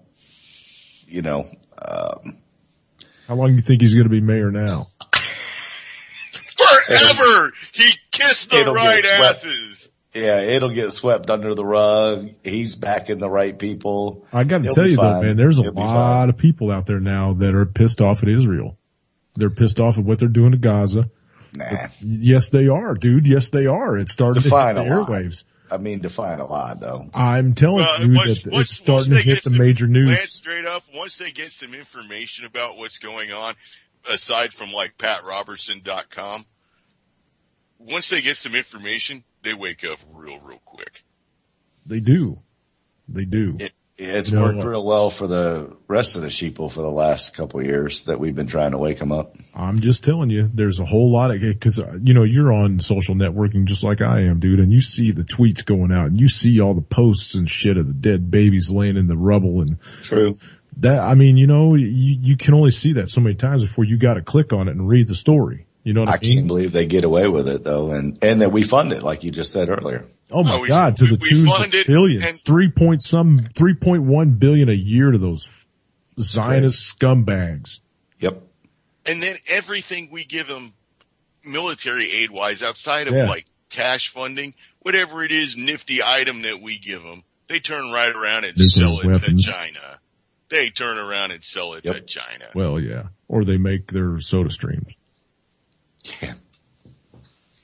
Or they make. They like Caterpillar sends them tanks and bulldozers and shit that are all nice and painted green and armored up and shit so they can go squash houses and run over kids. And, I think Germany sends them those trucks that spew the raw sewage. Germany gave them 12 Dolphin submarines. Yeah, I know. Badass. They gave them these trucks though, these tanker trucks that they pump raw sewage into. And they've got these deck guns on top of them that are controlled from inside the cab. So they can run down these roads and just spray raw sewage all over the children walking home from school and all over the tops of the houses of the Palestinians. And it's just disgusting, man. It's disgusting. It's disgusting. We pay for that. Mm-hmm. We pay for that. $3.1 billion a year for these scumbag people. Until it's on ABC, CBS, NBC, not enough people are going to believe it.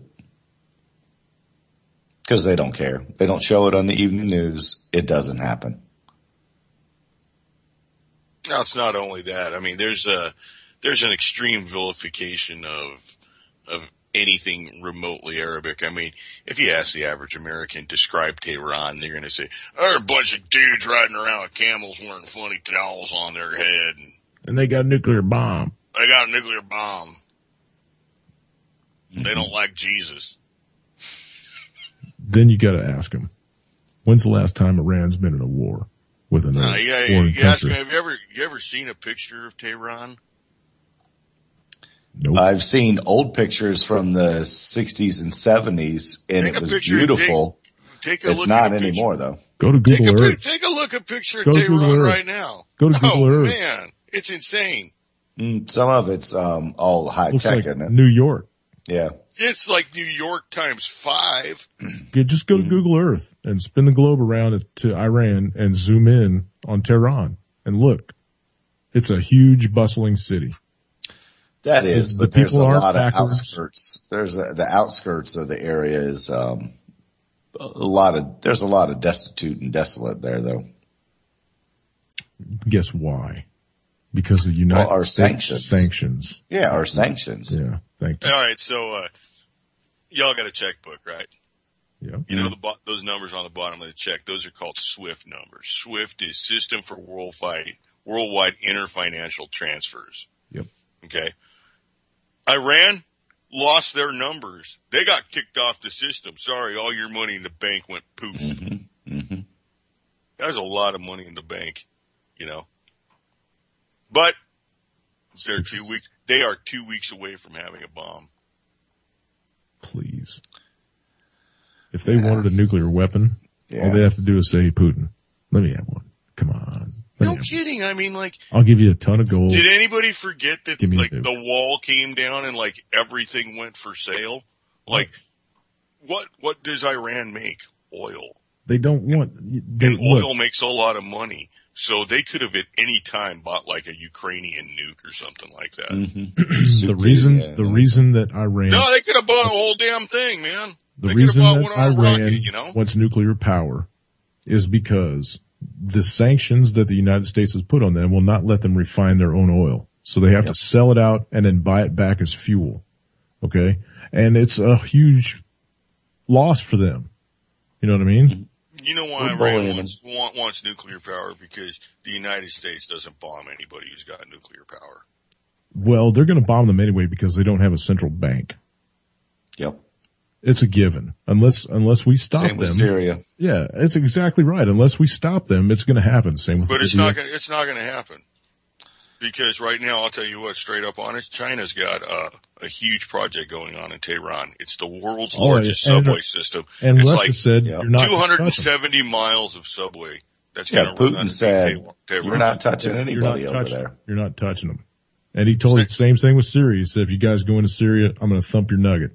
Okay, well, now you bring up Syria. What about Prince Bandar, who said about 4 months ago that he controls all the Chechen terrorists in Syria, and if Putin wants a trouble-free Olympics, he plays ball with Syria. Bandar Bush is nobody, dude. Bandar Bush is nobody. He's running that place, dude. No. Yeah, because the king is dead. Propaganda, dude. The king is dead, dude. That king's been on life support. 6 years. Yeah, what's up with all them keeping world leaders alive on life support for 6 to 8, 10 years? I mean, that's just some weird shit. Because they got to make weird shit. That's weird, though. They got to make their deal with the devil, and sometimes it takes longer than that guy Mandela. Now this guy. I mean, that's they're just cloning weird. them. They're cloning them. Oh God, don't say that, man. Just. I don't know, man.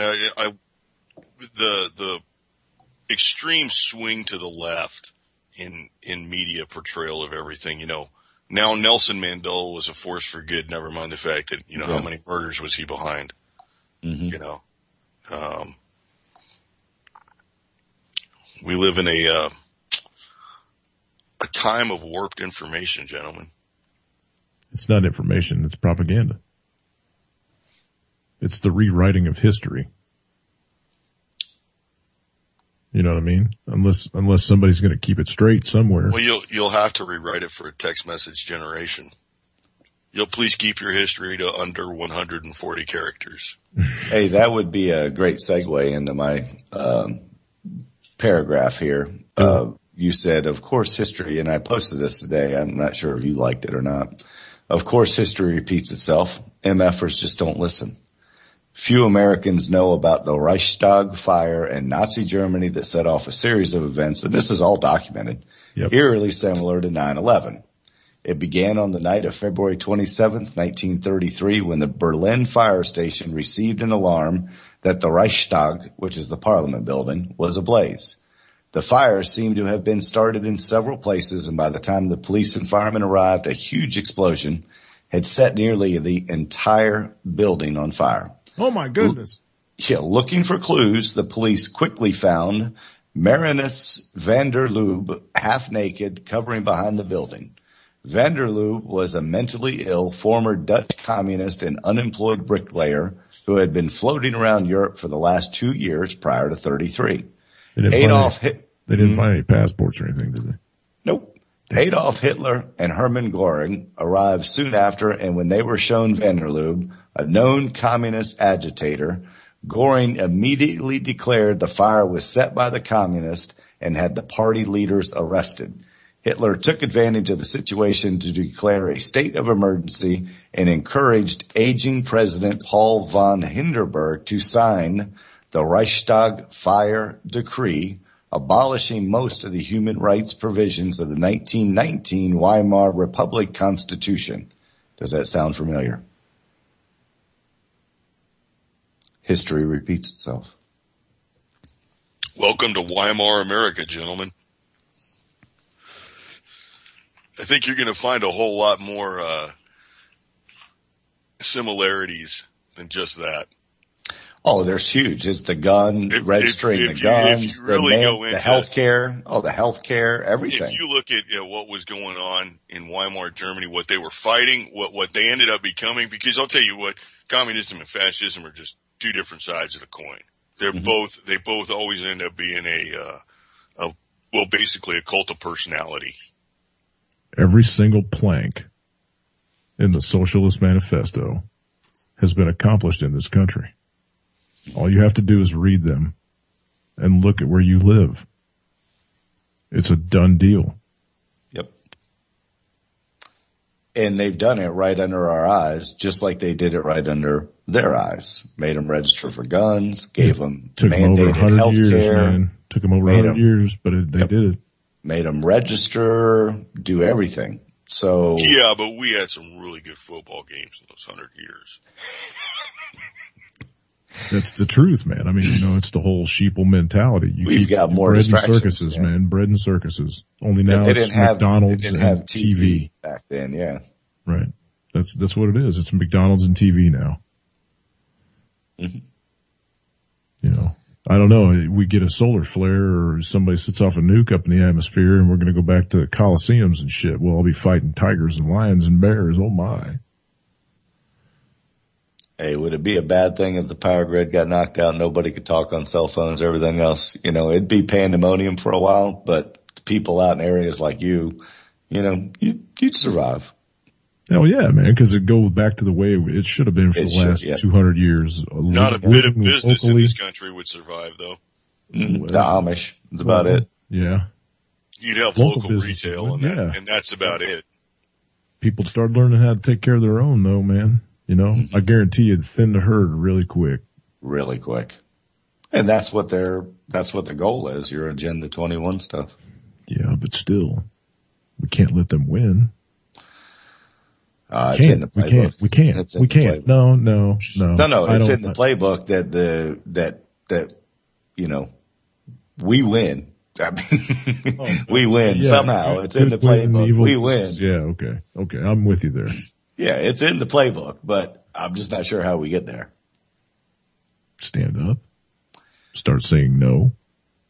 More and more are doing it. More and more are waking up. Hey, look, they ignore you people. When you speak up, they don't give a shit what you say. They do what they want to do. Watch the news. Nobody in this country wanted Obamacare, except for the people that are related to the people on Washington. It's a gigantic hand job for the insurance companies, man. Exactly. It goes right back into the usury. Right? But what the point I'm trying to make is that nobody in this country, when they took the polls and everything, when they asked the people of this country, 70% of the people said, no, we don't want it. And they did it anyway. They don't. No, we don't have a government that's representative of the people by any means. No, that's why I'm saying. They're all millionaires. Just ignore them because they ignore you. You know, you see the memes on Facebook all the time. What are they going to do if all of us don't pay our taxes? What are they going to do? There ain't enough of them to go around and start smacking everybody's hand and say, pay. What are they going to do? If they had, I don't know, 10% of the American taxpayers just send the letter on the 15th, that just was like a Xerox of their middle finger or something, I think they'd be in a whole lot of like fear. They're in for a rude awakening become tax time because there's 95 million people in this country that don't have a job. 95 million. That's a third of the population.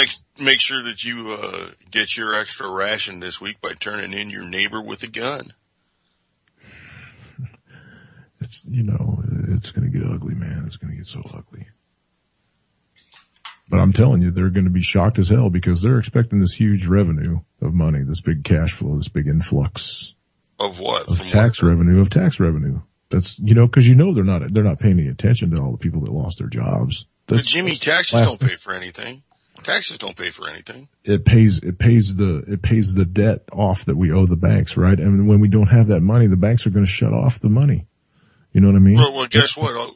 All that money is gone with like 0.2 of a point move in the interest rate. Well, I understand that too, man. But I mean, I'm just looking big. Like, what's the Fed lending rate right now? It's like 0.00025%. Yep, something like that. ZERP. Yeah. So I mean, they bump it up. Those tax receipts aren't going to show up. We're not like brand new kids, right? So we kind of remember like black and white TV and stuff like that. Right. Let's go back to like 1979 and let's buy a house. 26,000, maybe. 26,000, probably. Yeah. From Sears. Well, no. You're buying. You could buy a car from Sears. I don't think you could ever buy a house. Oh, absolutely. Google it. Yeah, you could buy a house. Absolutely. Google it. Yeah, it was like one of those J.W. Walter homes. Yeah. It's like a modular home. They truck out a wall one day, and then like 2 weeks later, they truck out another wall. We still got them here, but you can't get loans on them.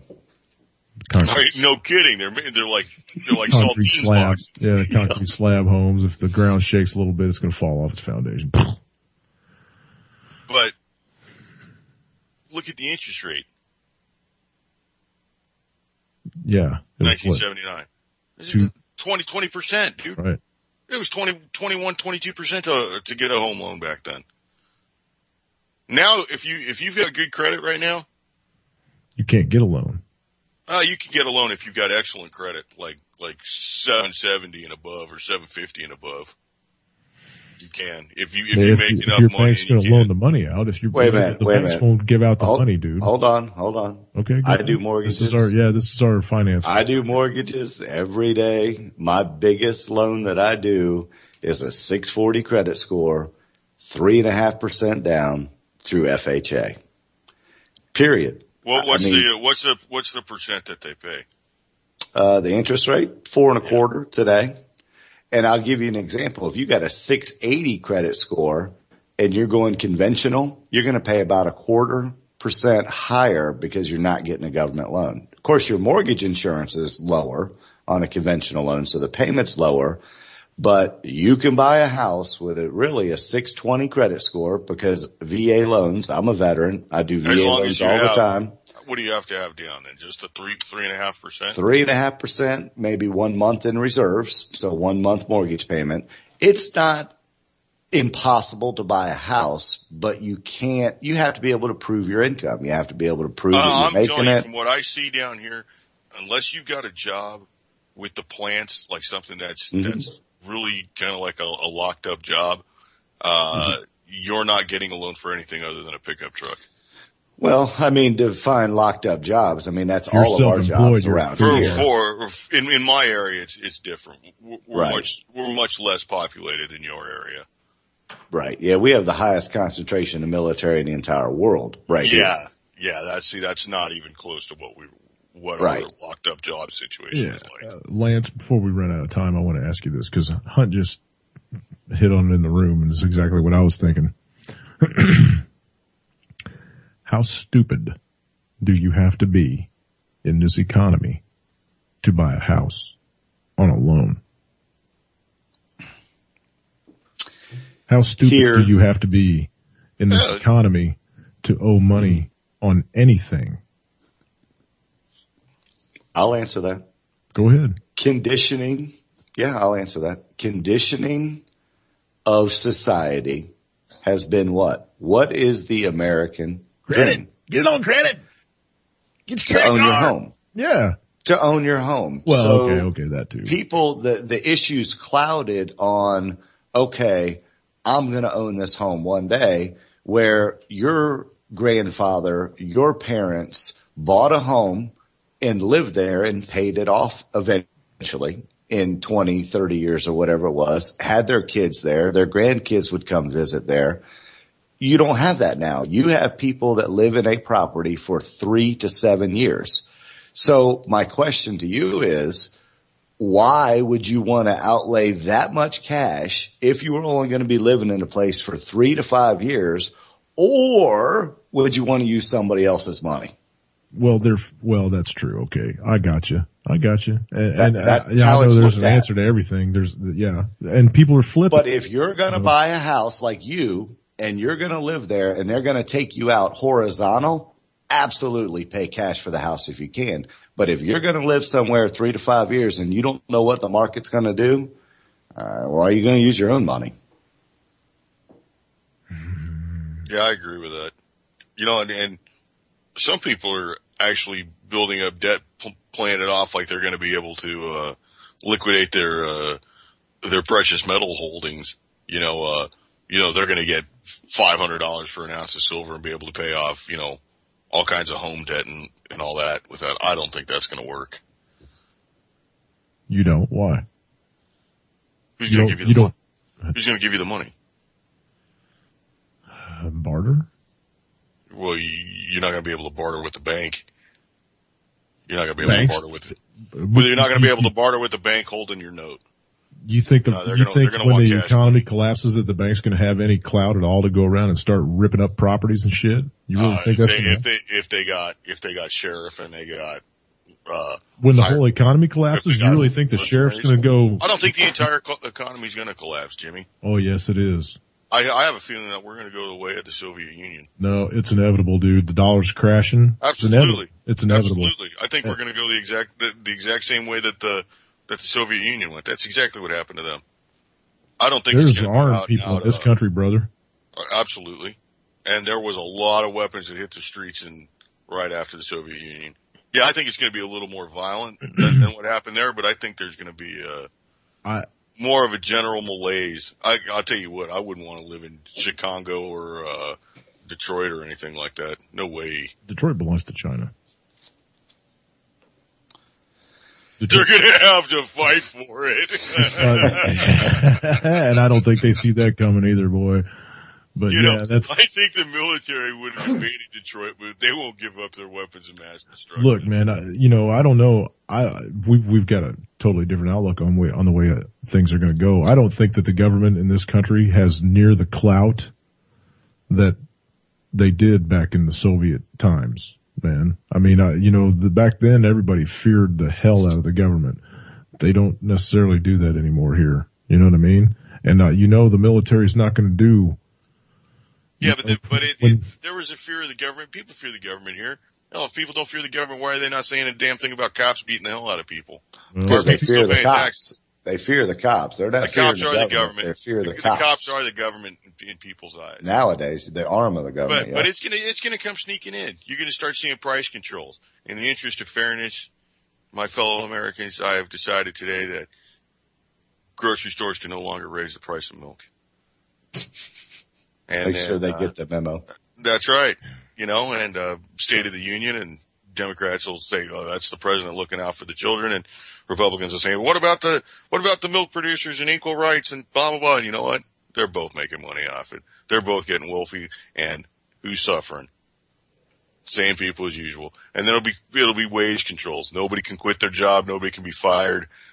I saw a little bit today that said that the Senate, somebody in the Senate was bringing up a suit against Obama for going outside the Constitution. Yeah, I heard that. From the whole pen and phone speech that he gave. Yeah, Tea Party rambling. You're not going to get any traction. I'm just saying. I mean, it doesn't take a small plane flight anytime soon. Yeah, it's just like that last senator that died last week that tried to open up the NSA spying. You didn't hear anything about that either. Right. Hush. Just thought I'd throw it out there. The DEA was linked to dealing directly with the Sinaloa cartel. Nothing. Not a word. Nope. Saw it on social media. That's it. Like hand in hand for like 12 years. And it's not like the cartel bribed the FBI and the DEA. It was like they actively sought them out. Yeah. You can deal this amount of drugs. Just keep it hush hush. We won't say nothing. You don't say nothing. Psh. One hand washes the other. So you said earlier about exposing people to the crimes of Israel and everything else. What about our own shit in here, man? Let's worry about our own. Let's worry about ourselves. Oh, we got plenty of stuff to worry here.